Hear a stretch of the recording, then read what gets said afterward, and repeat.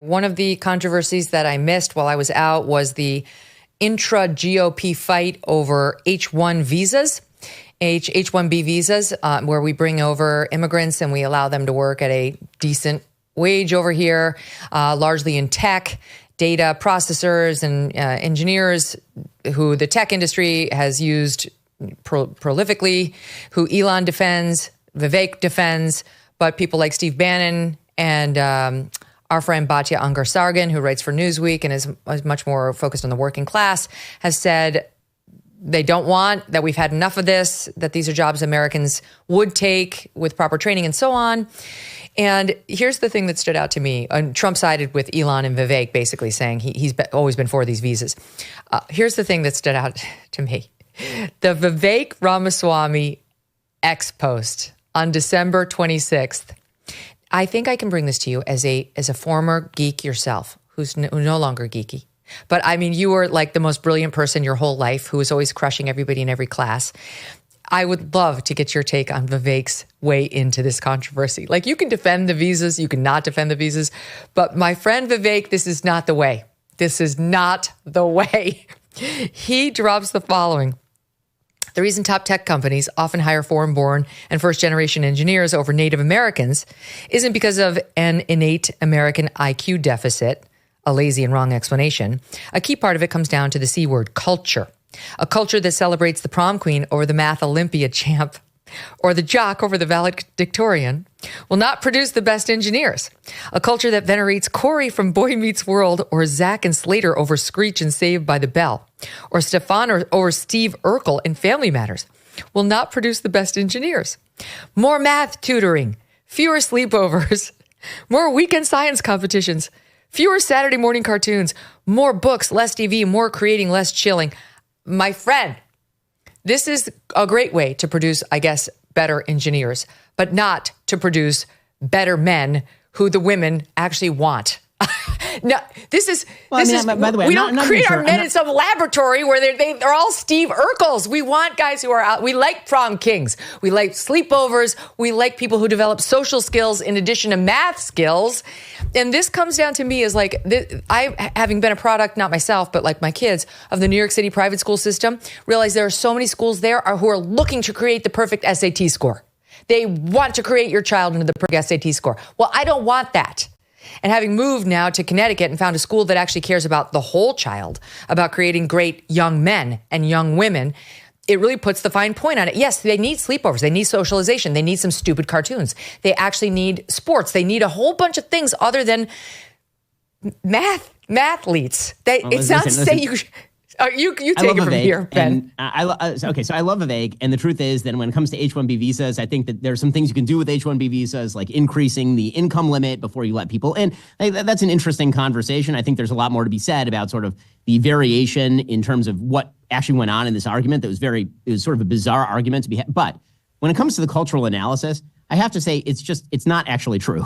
Okay, I promise you that Mark Zuckerberg and Jeff Bezos and Elon Musk, Elon Musk is a very culturally savvy guy, and he was not participating in the Math Olympics. Okay, so it turns out, by the way, that's also a very bad read, I have to say, on Boy Meets World. Okay, so as a Boy Meets World stan, I will say that if you ever watch an episode of Boy Meets World, the entire moral center of the Boy Meets World universe, not to get too abstruse here, is Mr. Feeney, who is the high school teacher who tells the kids that they need to study harder and take history seriously.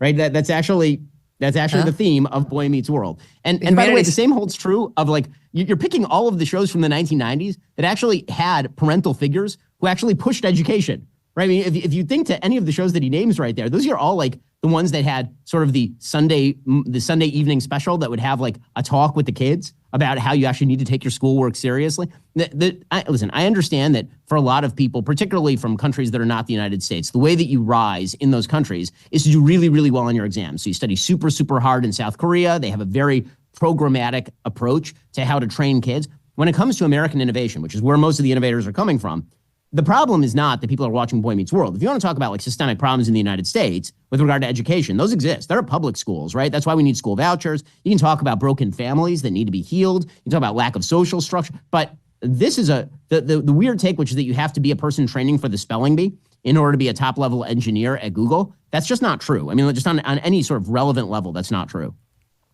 It's 100% a function of Vivek not being the prom king and not being the MVP and clearly not I wasn't being the either, most but I popular also kid. watched Boy Meets World. Come on. This is my moment. People need to be more like me, and then their lives will be better.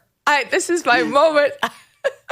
I was definitely not the prom king, okay? Like, I skipped 2 grades and graduated high school when I was 16 and went to UCLA as the smallest, shrimpiest kid at UCLA, right? I was not like the toast of the town, but even I recognize that, like, watching Saturday morning cartoons is not the thing that's preventing people from staffing up Silicon Valley engineering jobs. That's not like the chief problem in the United States. There are trade-offs. I think about this all the time because just given the circles that I'm in and the way, I'm living in these so-called super zips or near these so-called super zips where it's like a lot of wealth and a lot of advantage and privilege.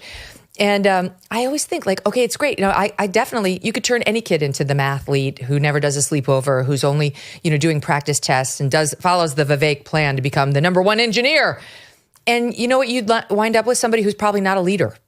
Because actual leaders who people want to be around and want to elect and want to follow have social skills and really interesting, deep personalities and a wealth of experience and exposure to other people and develop their EQs in addition to their IQs in a way that's really important.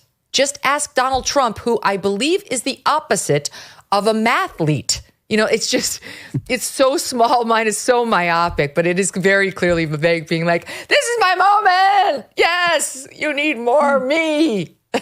Again, listen, I really like Vivek, and I even agree with some of his immigration takes. This one I don't think was the best cultural analysis. I'll put it that way.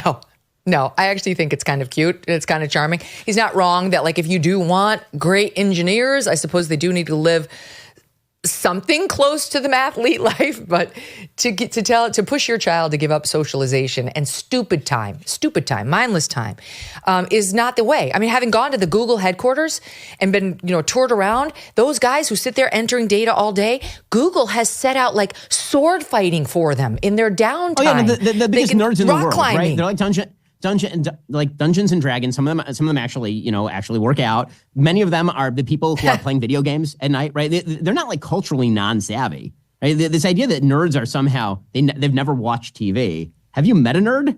Like, spend some time with the nerds. The nerds watch some TV. Yeah, that's right. Have you met a nerd? Exactly right. So anyway, I look forward to discussing that with him when he comes back on. You know how much my family and I love our dogs. Yes, even Strudwick. He was so sweet on our vacation. I can't imagine life without them. These guys have a great life, but some dogs are not so lucky. And this is why I'm so glad to tell you about Delta Rescue, the largest no-kill, care-for-life animal sanctuary in the world. They have rescued thousands of dogs, plus cats and horses too. They provide all the animals with shelter and safety, and most of all, with love. And they've been doing it for more than 45 years now. Delta Rescue relies solely on contributions, and giving can bring tax benefits to you too. Speak with your estate planner about how you can grow your estate while helping animals in need. And check out the estate planning tab on their website to learn more. We love our Thunder and Strudwick, but would like for other dogs who need love to find it too. Visit deltarescue.org today to learn more. That's deltarescue.org. Thanks so much for watching. If you like what you just saw, hit the subscribe button for more clips and full episodes.